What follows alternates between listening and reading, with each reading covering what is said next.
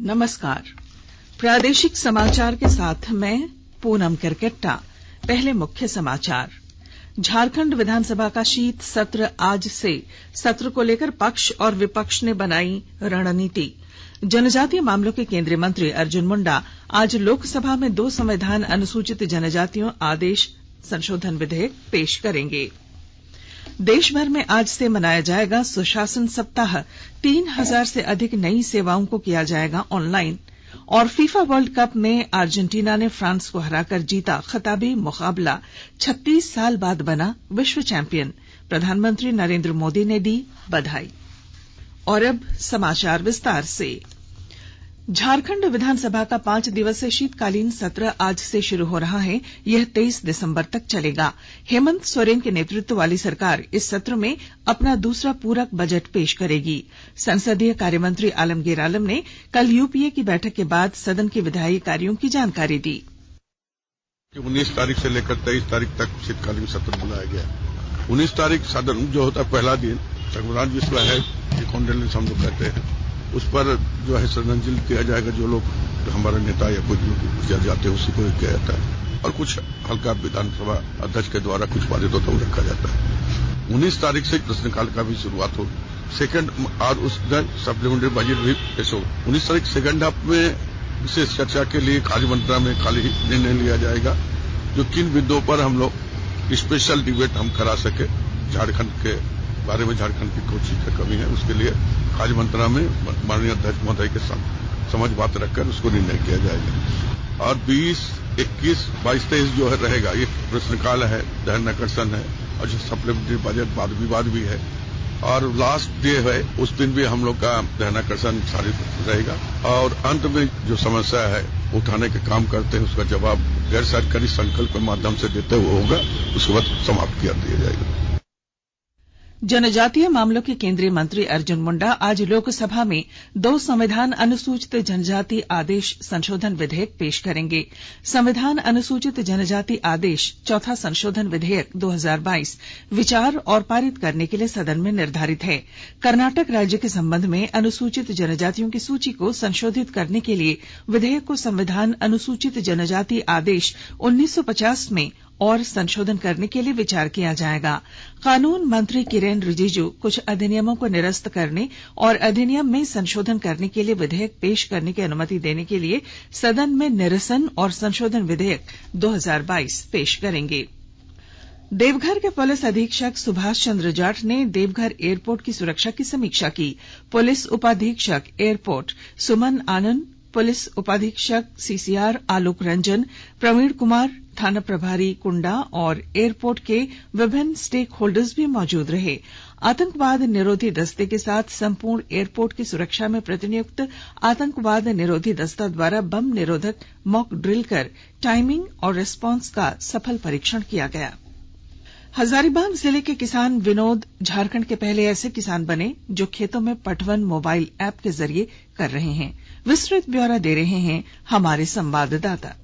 हजारीबाग जिले के चुरचू प्रखंड के हरद गांव के रहने वाले किसान विनोद कुमार मोबाइल ऐप के सहारे अपने खेतों में पटवन करते हैं। विनोद झारखंड के पहले ऐसे किसान हैं जो खेतों में पटवन मोबाइल ऐप के जरिए कर रहे हैं। विनोद कुमार ने इसके लिए नाबार्ड और इफ्को किसान की सहायता लेकर इसे तैयार किया है। इस सिस्टम को पूरे झारखंड में पायलट प्रोजेक्ट के रूप में लिया जा रहा है। अगर यह योजना सफल होती है तो पटवन की पुरानी तकनीक में बड़ा परिवर्तन होगा, जिससे न सिर्फ पानी की बचत होगी बल्कि किसान को मेहनत भी कम लगेगी। इस तकनीक में पानी के मोटर और ड्रिप इरिगेशन में लगे वल्व को मोबाइल ऐप के जरिए संचालित किया जाता है। गौरव प्रकाश, आकाशवाणी समाचार, हजारीबाग। आकाशवाणी के ताजा तरीन समाचारों के लिए आप हमारी वेबसाइट newsonair.com पर लॉग ऑन कर सकते हैं। ताजा समाचार Twitter handle @AIR News Alerts और Facebook page all India radio news पर भी उपलब्ध है। आप प्रादेशिक समाचार एकांश के ट्विटर हैंडल @AIR News_Ranchi और फेसबुक, इंस्टाग्राम पेज तथा YouTube channel AIR News Ranchi पर भी हमारे बुलेटिन सुन सकते हैं। प्रादेशिक समाचार आप आकाशवाणी रांची से सुन रहे हैं। केंद्रीय कार्मिक, लोक शिकायत और पेंशन मंत्री डॉक्टर जितेंद्र सिंह आज नई दिल्ली में सुशासन सप्ताह 2022 के अंतर्गत प्रशासन गांव की ओर अभियान का उद्घाटन करेंगे। इस अवसर पर डॉक्टर सिंह सुशासन सप्ताह की वेबसाइट www.pgportal.gov.in का शुभारंभ करेंगे। 5 दिन के इस अभियान में देश भर के जिला कलेक्टरों द्वारा चिन्हित 3000 से अधिक नई सेवाओं को ऑनलाइन किया जाएगा। लोक शिकायतों के निवारण और लोगों को सेवाएं प्रदान करने की प्रक्रिया में सुधार के लिए देश के सभी राज्यों, केंद्र शासित प्रदेशों और जिलों में यह अभियान चलाया जाएगा। इसमें 700 से अधिक जिलाधिकारी भाग लेंगे और अधिकारी तहसील और पंचायत समितियों के मुख्यालयों का दौरा करेंगे। अर्जेंटीना ने फीफा फुटबॉल विश्व कप का खिताब जीत लिया है। कतर के लुसैल आइकॉनिक स्टेडियम में कल रात रोमांचक फाइनल मुकाबले में अर्जेंटीना ने फ्रांस को पेनाल्टी शूटआउट में 4-2 से हराकर तीसरी बार विश्व कप जीता। इससे पहले अतिरिक्त समय तक दोनों टीमें 3-3 की बराबरी पर थीं। फ्रांस की ओर से किलियन म्बाप्पे ने हैट्रिक लगाई, जबकि अर्जेंटीना की ओर से कप्तान लियोनेल मेसी ने 2 गोल दागे और एंजेल डी मारिया ने 1 गोल किया। 30 मिनट के अतिरिक्त समय के दौरान दोनों टीमों ने 1-1 गोल किया और स्कोर 3-3 की बराबरी पर था। इसके बाद मैच का फैसला पेनल्टी शूटआउट से हुआ। प्रधानमंत्री नरेंद्र मोदी ने अर्जेंटीना को फीफा फुटबॉल विश्व कप जीतने पर बधाई दी है। प्रधानमंत्री ने कहा कि अर्जेंटीना ने पूरे विश्व कप के दौरान शानदार खेल दिखाया। उन्होंने कहा कि यह मैच फुटबॉल के सबसे रोमांचक मुकाबलों में से एक था। श्री मोदी ने कहा कि अर्जेंटीना और लियोनेल मेसी के लाखों भारतीय प्रशंसक भी इस शानदार जीत से प्रसन्न हैं।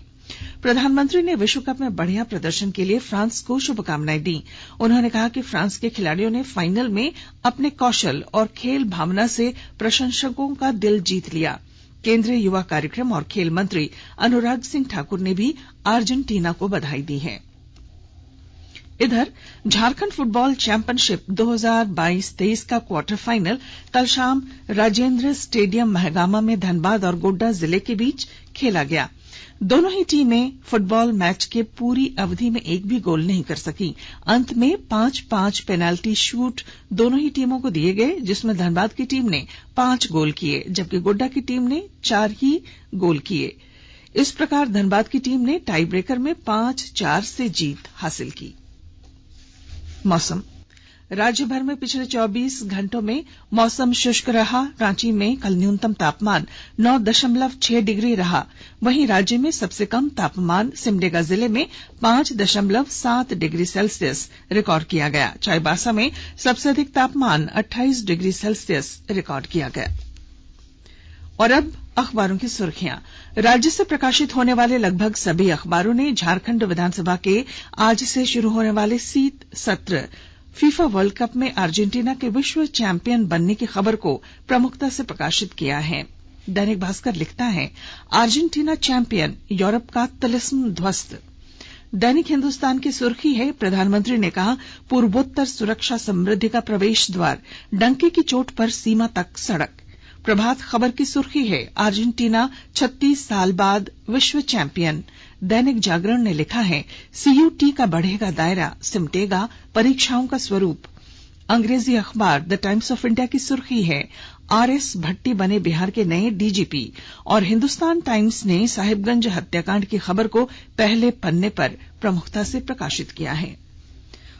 और अब अंत में मुख्य समाचार। झारखंड विधानसभा का शीत सत्र आज से। सत्र को लेकर पक्ष और विपक्ष ने बनाई रणनीति।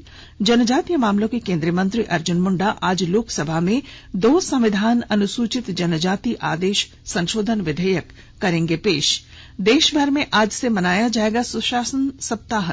और फीफा वर्ल्ड कप में अर्जेंटीना ने फ्रांस को हराकर जीता खिताबी मुकाबला। 36 साल बाद बना विश्व चैंपियन।